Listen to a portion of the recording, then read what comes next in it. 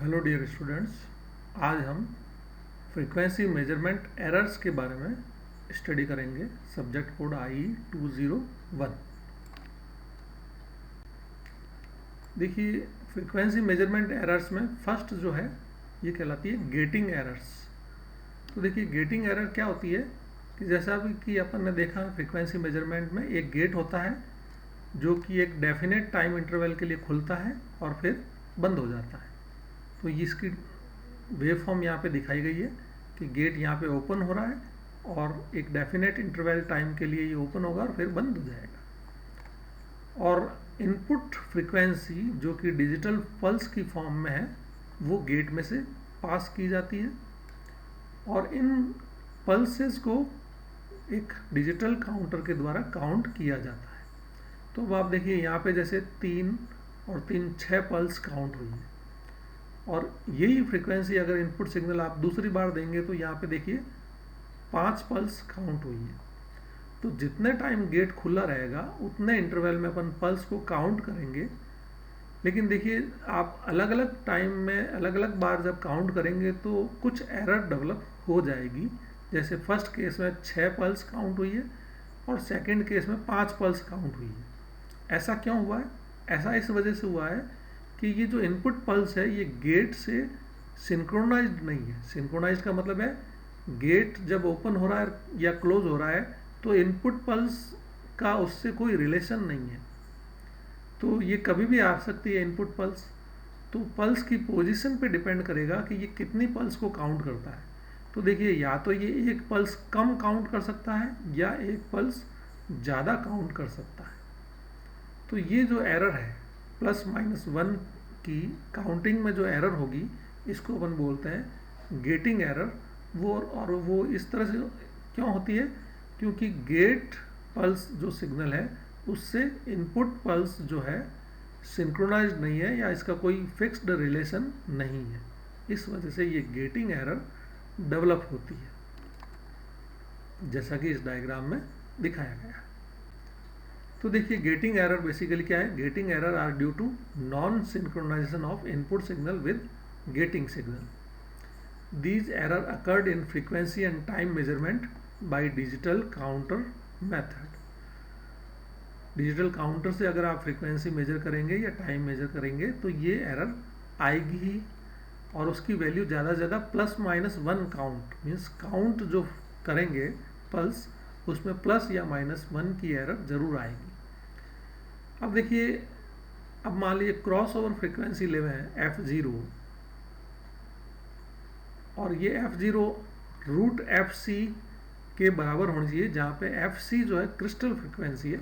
Crystal frequency means जो time base generator की frequency है वो क्रिस्टल फ्रीक्वेंसी है, वो एक्यूरेट होनी चाहिए। तो फ्रीक्वेंसी अगर मेजर कर रहे हैं तो क्या होगा कि f0 जो है वो क्योंकि √fc के इक्वल है, क्रिस्टल फ्रीक्वेंसी का स्क्वायर रूट के बराबर है। अगर आपकी फ्रीक्वेंसी जो इनपुट सिग्नल की फ्रीक्वेंसी जो है वो f0 वैल्यू के से ज़्यादा हो जाती है तो उस केस में आप फ्रीक्वेंसी मेजरमेंट करना ज़्यादा प्रेफर करेंगे, जिससे कि एक्यूरेसी ज़्यादा होगी या गेटिंग एरर कम होगी। गेटिंग एरर का परसेंटेज जो है वो कम होगा। अगर f0 से कम है, ये क्रॉस ओवर फ्रीक्वेंसी है, f0 से अगर इनपुट सिग्नल की फ्रीक्वेंसी कम है तो आप टाइम पीरियड मेजरमेंट करना ज़्यादा पसंद करेंगे ताकि गेटिंग एरर जो है मिनिमाइज हो सके।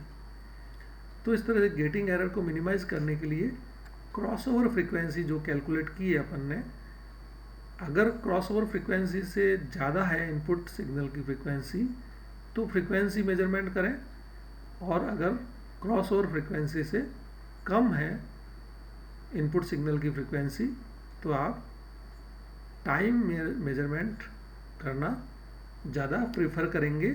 तो गेटिंग एरर परसेंटेज की फॉर्म में मिनिमाइज रहेगी। दूसरी जो एरर है देखिए, टाइम बेस एरर कहलाती है। ये टाइम बेस एरर क्या है कि टाइम बेस सिग्नल जो कि गेट सिग्नल जनरेट होता है उसमें टाइमिंग की इनएक्यूरेसी के कारण होता है कि टाइमिंग की फ्रीक्वेंसी या टाइम बेस सिग्नल जो जनरेट हो रहा है उसकी फ्रीक्वेंसी की वैल्यू अपन को एग्जैक्टली पता नहीं है, जिससे कि उसका टाइम पीरियड अपन एग्जैक्टली कैलकुलेट नहीं कर सकते, तो नेचुरल है फ्रीक्वेंसी जो मेजर करेंगे आप उसकी वैल्यू भी एक्यूरेट नहीं आएगी। तो time base determines the opening and closing of the get in frequency measurement. तो बेसिकली ये गेट की ओपनिंग और क्लोजिंग को डिसाइड करता है, और जिसके कारण से नंबर ऑफ पल्स जो आप काउंट कर रहे हैं वो भी गलत आएंगे। तो टाइम बेस एरर को कम करने के लिए क्या करना पड़ेगा? ऑसिलेटर कैलिब्रेशन एरर के कारण होती है ये, शॉर्ट टर्म क्रिस्टल स्टेबिलिटी के कारण होती है, और लॉन्ग टर्म क्रिस्टल स्टेबिलिटी के कारण होती है। तो जो क्रिस्टल आपने काम में लिया है उसकी कैलिब्रेशन या स्टेबिलिटी नहीं है, तो उसके कारण से एरर आएगी। इस एरर को कम करने के लिए आपको क्या करना पड़ेगा? किसी स्टैंडर्ड फ्रीक्वेंसी सोर्स से क्रिस्टल ऑसिलेटर को जीरो बीटिंग करना पड़ेगा। जीरो बीटिंग का मतलब है कि फ्रीक्वेंसी एग्जैक्टली आपको मैच करवानी पड़ेगी, जिससे कि इसकी फ्रीक्वेंसी एग्जैक्टली मैच कर सके, तो आपको एरर जो है कम हो जाएगी, इससे टाइम बेस एरर कम हो जाएगी। तो ये टाइम बेस एरर कहलाती है। नेक्स्ट देखिए, नेक्स्ट जो एरर है वो कहलाती है trigger level error. Trigger level error frequency signal आप मेजर कर रहे हैं या टाइम पीरियड मेजर कर रहे हैं डिजिटल मेथड से, तो उसके लिए क्या होगा? सिग्नल गेट ओपन या क्लोज होता है, वो सिग्नल गेट जो है ओपन और क्लोज होता है वो क्या होता है? इनपुट सिग्नल को देखते हुए होता है। Signal gate is opened and closed by the input signal. देखिए, इनपुट सिग्नल को देखते हुए होता है। तो accuracy of the gate opening and closing is a function of trigger level error. Trigger level error क्या है? देखिए, इनपुट सिग्नल को आप देखेंगे और इनपुट सिग्नल को देख के ट्रिगर सिग्नल जनरेट होता है, और वो ट्रिगर सिग्नल गेट को फिर ओपन करता है। तो फिर गेट की ओपनिंग में जो है अगर एरर है तो वो ट्रिगर लेवल एरर होगी। क्यों होगी? क्योंकि देखिए, as the input signal contains noise, और नॉइज भी एम्पलीफाई हो जाएगा उसके साथ में, जिससे कि ट्रिगरिंग जो है इफेक्ट होगी, और ट्रिगरिंग इफेक्ट होगी तो गेट की ओपनिंग इफेक्ट होगी, और गेट की ओपनिंग इफेक्ट होते ही फ्रीक्वेंसी में एरर आएगी। तो इस एरर को मिनिमाइज करने के लिए आपको क्या करना पड़ेगा कि सिग्नल जो है, सिग्नल की प्योरिटी बढ़ानी पड़ेगी या नॉइज़ को कम करना पड़ेगा, जिससे कि ट्रिगर लेवल एरर कम हो सके।